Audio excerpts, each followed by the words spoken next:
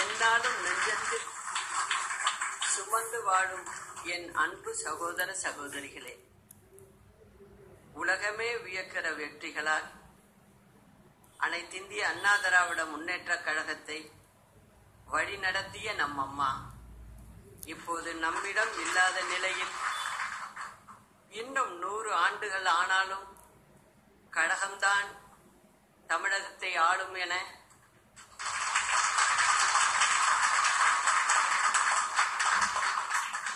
நம் அம்மா முன்வைத்து சென்றிருக்கிற நம்பிக்கையை காப்பதற்காக இங்கே நாம் கூடியிருக்கிறோம். நமக்கெல்லாம் அடையாளமாக, நமக்கெல்லாம் பெருமைகள் பல தேடித்தந்து இந்த இயக்கத்தின் இதயமாக, நம் ஒவ்வொருவரின் இதயத்தின் இயக்கமாக, எனக்கு எல்லாமுமாய்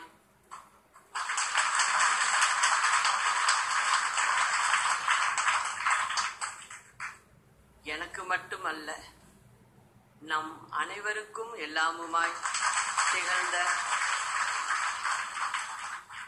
நம் இதய தெய்வம் அம்மா அவர்களை வணங்குகிறேன்.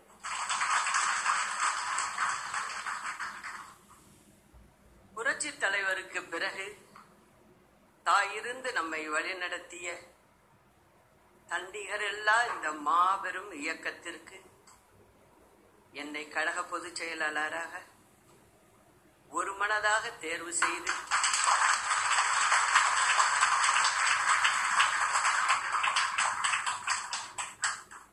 அம்மாவின் வழியில் கழக பணியாற்றிட என்னை பணித்தமைக்காக உங்கள் அனைவருக்கும் என் நெஞ்சார்ந்த நன்றியை தெரிவித்துக் கொள்கிறேன்.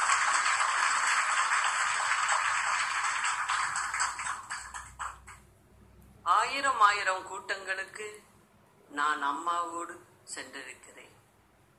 ஏறத்தாழ 33 ஆண்டுகளுக்கு மேலாக எத்தனையோ கூட்டங்களில் அம்மாவுடன் கலந்து கொண்டேன். ஆனால் இன்று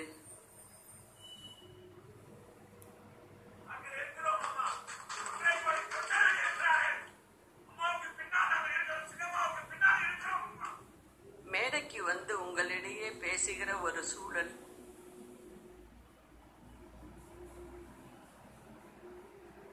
எனக்கு உருவாகி இருக்கிறது. உங்களின் அன்பு கட்டளையை ஏற்க வேண்டிய கடமையும் கட்டாயமும் எனக்கு ஏற்பட்டுள்ளது. நான் கனவிலும் கூட நினைக்காத ஒன்று, கற்பனை செய்து கூட பார்க்க முடியாத ஒன்று நடந்துவிட்டது. தலையில் இடி வந்து விழுந்ததைப் போல நன்கு உடல்நலம் தேறி வந்த நம் அம்மா நம்மை விட்டு பிரிந்து விட்டார்.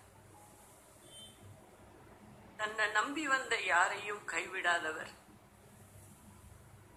இன்று தனது மரணத்தின் மூலம் நம் அனைவரையும் கைவிட்டு விட்டார். நம் அம்மாவுக்கு இந்த இயக்கம்தான் வாழ்க்கை.